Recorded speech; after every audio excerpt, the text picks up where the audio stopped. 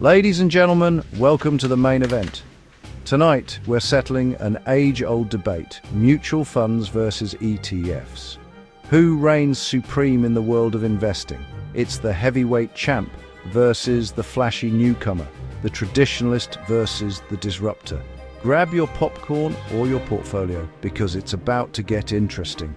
In this corner, weighing in at $23 trillion in assets under management, we have the veteran of the investing world, mutual funds. These guys have been around since the 1920s, and they're all about pooling your money into one big pot and letting professional managers call the shots. And in this corner, the sleek, low-cost underdog that's been taking the world by storm, exchange-traded funds, or ETFs. These are like the cool kids of Wall Street, offering diversification with a side of flexibility.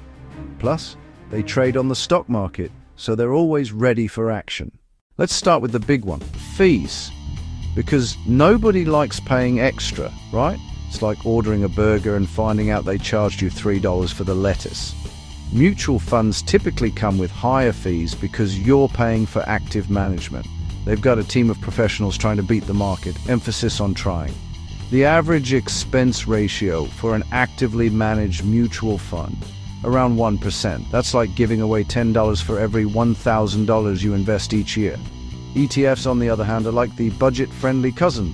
Most ETFs are passively managed, tracking an index like the S&P 500. Expense ratios for ETFs, often less than 0.1%.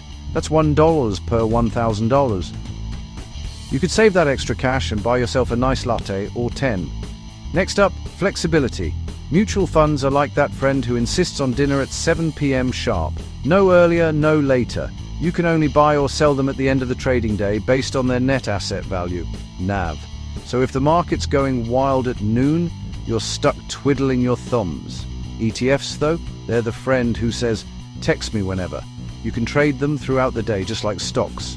Morning, afternoon, whenever the mood strikes, it's like having a 24/7 financial buddy. Here's where mutual funds try to fight back. Active management. The managers are supposed to use their expertise to pick winning stocks and beat the market. It's like hiring a chef to make your dinner instead of cooking yourself. Except, research shows most active managers don't beat the market consistently. It's like hiring a chef who burns half the meals. Not great. ETFs, on the other hand, say, forget beating the market, just join it. Most ETFs are passive, meaning they track an index. It's like following a recipe instead of trying to reinvent the wheel. Simple, effective, and less likely to go wrong. Now let's talk taxes, because nothing says fun like Uncle Sam getting a cut of your earnings. Mutual funds distribute capital gains to shareholders even if you didn't sell any shares. Imagine your roommate throwing a party and splitting the cleanup bill with you, even though you weren't invited. ETFs, though, are tax efficient. Thanks to something called the in-kind creation-redemption process, they rarely distribute capital gains.